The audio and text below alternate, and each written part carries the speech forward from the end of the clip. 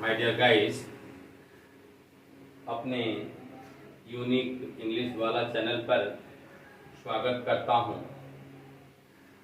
और ये जो सीरीज है लिटरेचर और ग्रामर का, वास्तव में बड़ा ही यूनिक होने वाला है। इसको आप ध्यान दें। आइए हम लोग फर्स्ट नंबर क्वेश्चन पे चलते हैं। लिटरेचर से संबंधित question. In the poem she was a phantom of delight, Wordsworth celebrates his wife Mary Hutchinson, his sister Dorothy, Lucy, none of these. तो माय डियर गाइस, आप बताएं, she was phantom of delight celebrate करते हैं ये कह करके किसे, अपनी बहन को या अपनी पत्नी हुचिंसन को या लूसी को, इनमें से कोई नहीं। तो बताएं। तो माय डियर गाइस, इनको एक साध्वी की तरह संबोधित करते हैं और ये हैं उनकी पत्नी, his wife Mary Hutchinson. My dear guys, ये जो पोयम है यह 1803 में कंपोज की गई और 1807 में पब्लिश हुई। इसमें कुल 3 स्टेंजाज हैं। इसमें कुल 3 स्टेंजाज हैं और हर स्टेंजा में 10 लाइन्स हैं। प्रत्येक स्टेंजा में each stanza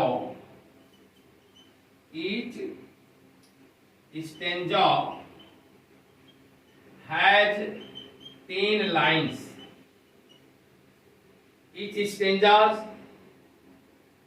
stanza has 10 lines।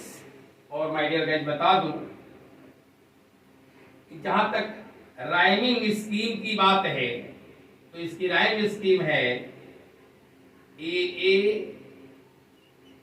B B C C D D और ई ई है। आपका ई है,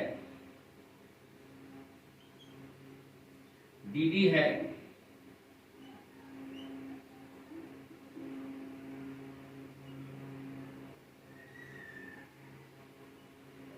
यानी जो राइमिंग स्कीम है आपका A A B B C C D D E E.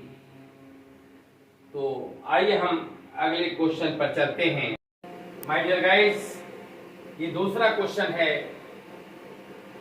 A perfect women nobly planned to warn, to comfort and command, and yet a spirit is still and bright with something of angelic light।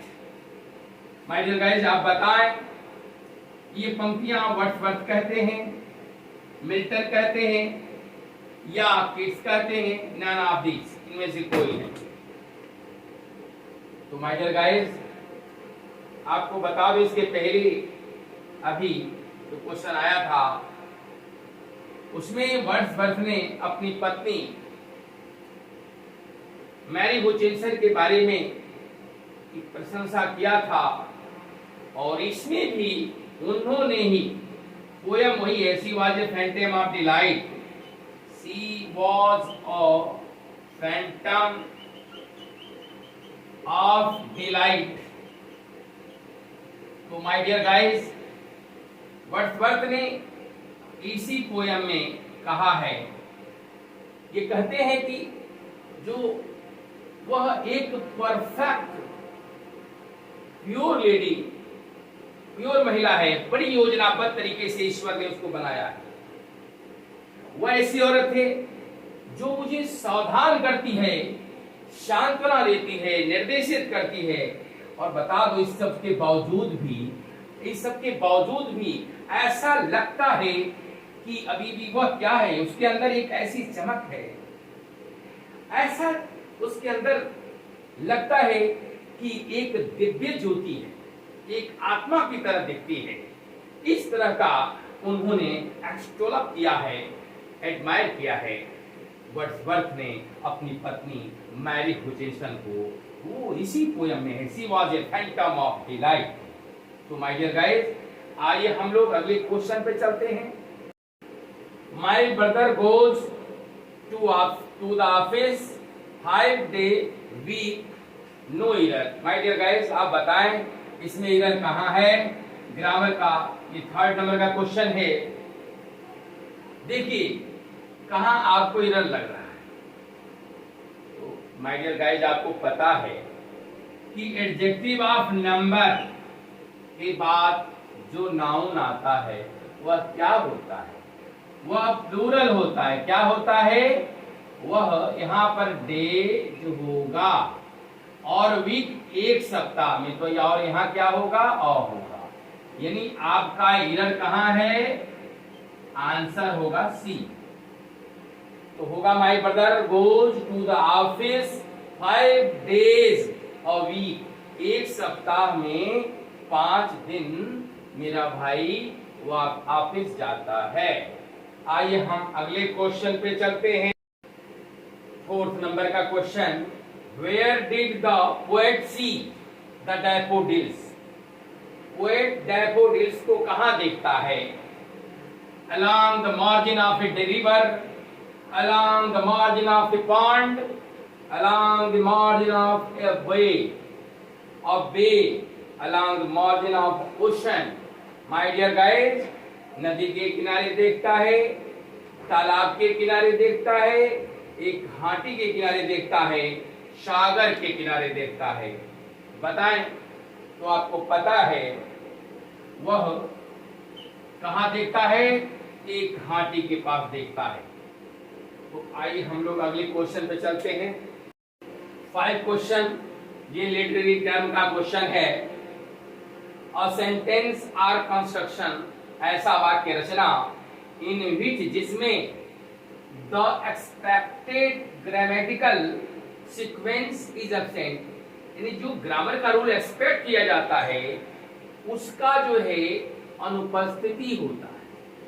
यानी वह sentence which has lacking of क्या, grammatical rule या grammar of rule, यानी यह वह वाक्य जो grammar के रूल को फॉलो नहीं करता है। ये जो ग्रामर के रूल को जो है फॉलो नहीं करता है। लैकिंग सीक्वेंस एक तरह से कह लीजिए, लैकिंग सीक्वेंस, ऐसे टर्म को हम क्या कहते हैं? एनाकोलूथन कहते हैं, सिमली कहते हैं, पन कहते हैं, क्या कहते हैं माय डियर गाइस, बताइए।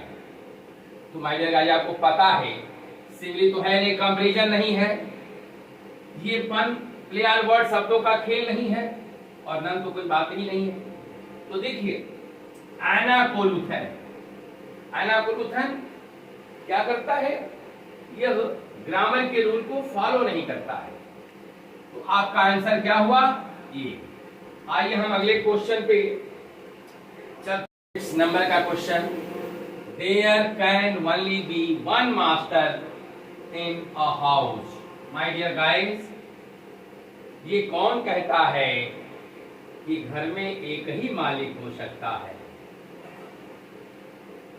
स्ट्राइफ में, जस्टिस में, इस द स्किन गेम में, नन, इनमें से कोई नहीं।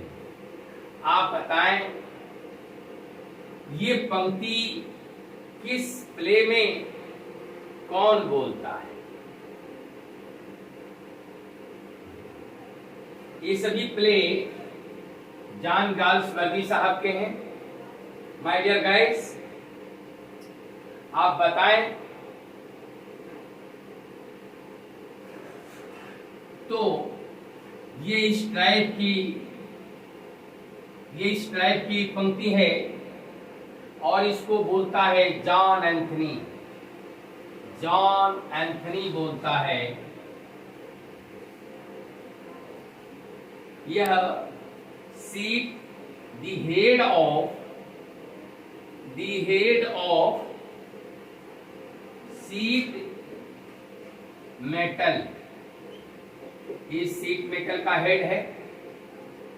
इसी स्ट्राइक में माय डियर गाइस बता दूं, एक और इंपॉर्टेंट पात्र है, अक्सर पूछा जाता है, डेविड रॉबर्ट्स। ये स्ट्राइक लीडर है। ये कौन है? स्ट्राइक लीडर है। माय डियर गाइस, ये 1909 में इसको पब्लिश किया गया था जॉन गल्सवर्दी के द्वारा, और ये तो जस्टिस 1910 में। आइए हम लोग अगले क्वेश्चन पे चलते हैं। ग्रामर का question, more than 10 lakh rupees dash dash among the people were distributed, was distributed, has distributed none।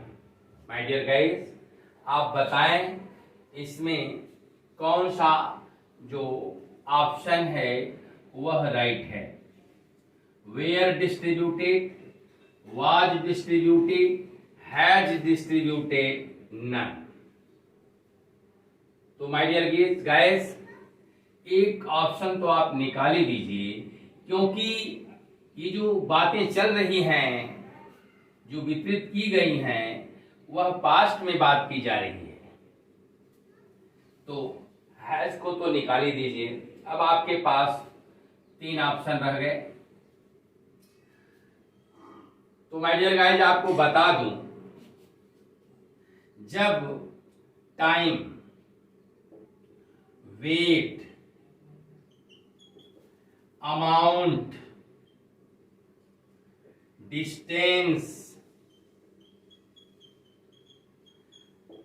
ये जब यूनिट का काम करते हो, जब एक यूनिट का काम करते हो, तो इनके साथ वर्ब जो है सिंगुलर होता है। सिंगुलर वर्ब का प्रयोग होगा जब टाइम, वेट, अमाउंट, डिस्टेंस, जब एक यूनिट के रूप में काम करेंगे तो वर्ब सिंगुलर होगा। लेकिन अगर ये आपके फ्रेगमेंटेड फॉर्म में हो,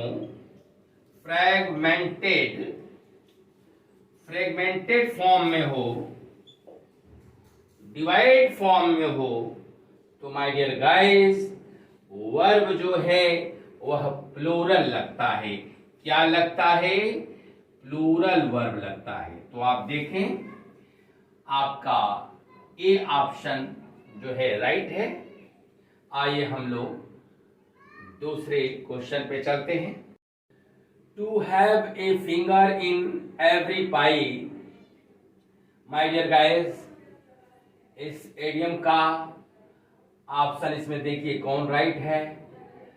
to fight with everybody, to be involve in a large and varied number of activities और enterprises, to make fun of everybody. आप बताएं, हर किसी से लड़ाई करना, टू इन्वॉल्व शामिल होना, ये बहुत बड़ी संख्या में या भिन्न भिन्न तरीके से वेरिड नंबर ऑफ एक्टिविटीज, कई तरह के कार्यों में शामिल होना, अथवा किसी का मजाक उड़ाना। तो my dear guys, to have a finger in every pie का मतलब होगा to be involve in a large and varied number of activities और इंटरप्राइजेज। इसका मतलब है कई तरह की एक्टिविटीज में शामिल होना। तो अब ये आपका लास्ट क्वेश्चन, और आपसे यही रिक्वेस्ट है कि आप इस चैनल को सब्सक्राइब करें, लाइक करें